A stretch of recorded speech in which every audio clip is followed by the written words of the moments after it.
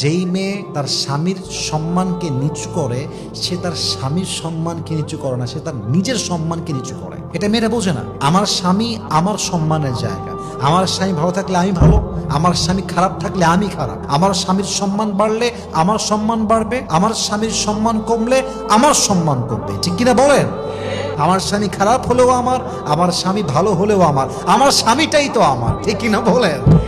বিবাহিত হওয়ার পরে মেয়েরা কোন ভুল করে যে ভুলের জন্য তার জীবনটা নষ্ট হয়ে যায়? 1 নাম্বার, বিয়ের পরে প্রথম ভুল একজন মেয়ের জীবনে স্বামীর অবাধ্য হওয়া। স্বামীর অবাধ্য হওয়ার মতো বড় অন্যায় পৃথিবীতে একজন মেয়ের জন্য সেকেন্ড আর কোনো কিছু হতে পারে না। যেই মেয়ে স্বামীর অবাধ্য, আপনি লিখে রাখেন তার জীবনের সুখ সে কোথাও খুঁজে পাবে না। কারণ আমরা পুরুষরা সব সহ্য করতে পারি, সব মানতে পারি, বাট আমার বউ আমার কথা শুনবে না, আমার বিরুদ্ধে হিটলারি করবে, আমাকে মিথ্যা অপবাদ চাপাই দিবে, আমাকে অলওয়েজ চাপে রাখবে, অলওয়েজ ডিমান্ড করতেই থাকবে, অলওয়েজ আমাকে মিথ্যা ব্লেম করতেই থাকবে, আমার আওতার বাহিরে যাবে। আমরা পুরুষরা সব সহ্য করলেও আমাদের সেলফ রেসপেক্টে আঘাত লাগলে এটা আমরা চুল পরিমাণ বরদাস্ত করি না। ঠিক কিনা বলেন? স্বামীর অবাধ্য যে মেয়ে হয়, ওর একুলেও সুখ নাই, ওকুলেও সুখ নাই। আপনি যদি স্বামীর অবাধ্য হন, এই স্বামী আপনাকে তালাক দেবে। আপনি সেকেন্ডলি আবার বিয়ে করবেন, ওখানে আবার মানবেন না, ওখানে আপনি আবার তালাক খাবেন। কি লাভ? অতএব বিনয়ী হন, স্বামীর কাছে নিজেকে একদম বিলীন করে দেন যে স্বামী আমাকে যা বলবে হালাল হলে আমি মানতে বাধ্য। ঠিক কিনা বলেন? আপনি স্বামীর অবাধ্য হবেন না। 1 নাম্বার। 2 নাম্বার, বিয়ের পরে মেয়েদের জীবনের সবচেয়ে বড় ভুল হচ্ছে মেয়েরা স্বামীর খারাপ সময় আসলেই ব্যাস রূপ চেঞ্জ। বলেন তো সবাই এরকম মেয়ে আছে না নাই?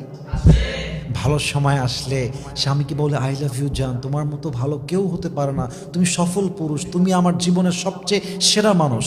আর খারাপ সময় আসলেই যেই বউটা স্বামীকে সবচেয়ে বেশি ভালোবাসতো, সেই বউটার রূপটা পর্যন্ত চেঞ্জ হয়ে যায়। ঠিক কিনা বলেন? আমি আমার পার্সোনাল লাইফে দেখেছি, এটা আমি কখনো এর আগে বলি নাই, আজকে বলছি ফার্স্ট টাইম।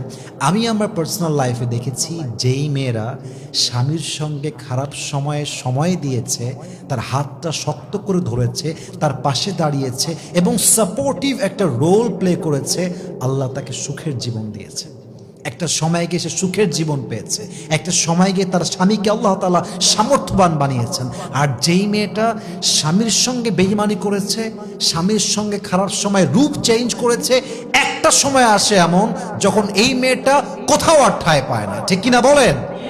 স্বামীর খারাপ সময় আসলে don't change your character, don't change your face, change করবেন না। স্বামীর ভালো হলেও আমি আছি, স্বামীর খারাপ হলেও আছি আমি। আমার স্বামী খারাপ হলেও আমার স্বামী ভালো হলেও আমার স্বামীটাই তো আমার। ঠিক কিনা বলেন?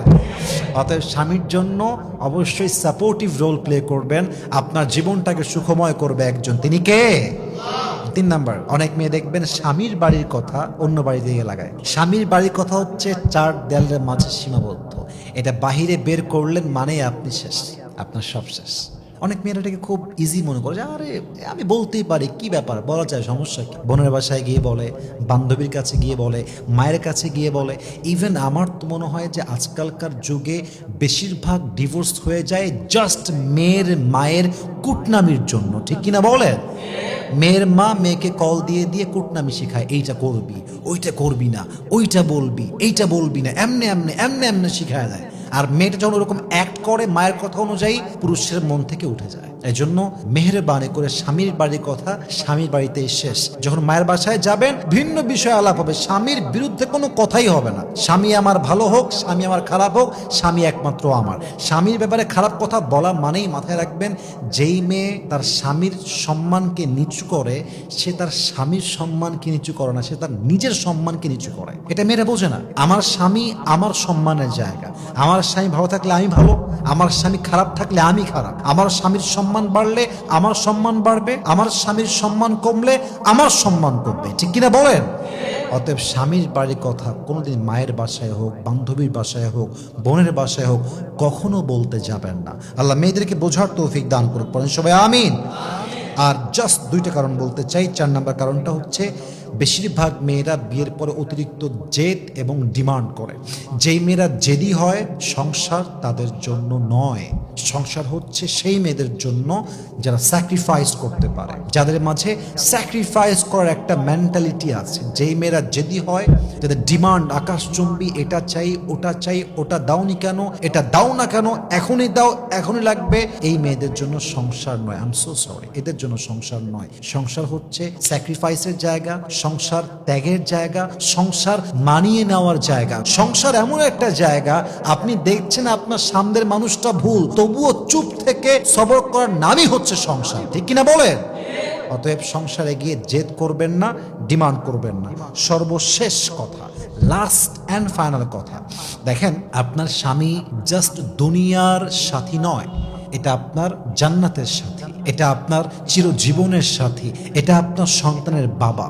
অতএব স্বামীর কাছে যখন যাবেন, যদি আপনার জীবনে এমন কোনো অতীত থাকে, এমন কোনো দাগ থাকে, এমন কোনো বিষয় থাকে যে বিষয়টা উল্লেখ না করলে বিয়ের কয়েকদিন পরে প্রমাণিত হয়ে যাবে, আমি আবারও বলছি, এমন কোনো চরিত্রের দাগ, কলঙ্কের দাগ যা আপনার স্বামী জানলে আপনাকে তালাক দিতে পারে, আপনার সঙ্গে সংসার ভাঙতে পারে, এটা বিয়ের আগে বলে দেন যে দেখেন আমার অবস্থান এইরকম এবং এটা আজ হোক কাল হোক প্রকাশিত হয়ে যাবে আপনার কাছে। অতএব আমি আগেই সারেন্ডার, আমার এই মিস্টেকটা আছে, আমার এই কলঙ্কটা আছে, হতে পারে আমি ডিভোর্সি, হতে পারে আমার অন্য কোথাও অবৈধ সম্পর্ক ছিল, হোয়াট এভার ইট ইজ, যেটা প্রকাশিত হবেই একদিন, এটা আগেই বলে দেওয়া উত্তম। কারণ আপনি যখন আপনার চরিত্রকে গোপন রেখে বিয়ে করেন, আপনার স্বামী আপনাকে ভালো ভেবে বিয়ে করে, আর যখন বিয়ের পরে চরিত্র খারাপ প্রমাণিত হয়ে যায়, আপনার স্বামীর মনটা ভেঙে চুরে চূর্ণ বিচূর্ণ হয়ে যায়, ঠিক কিনা বলে?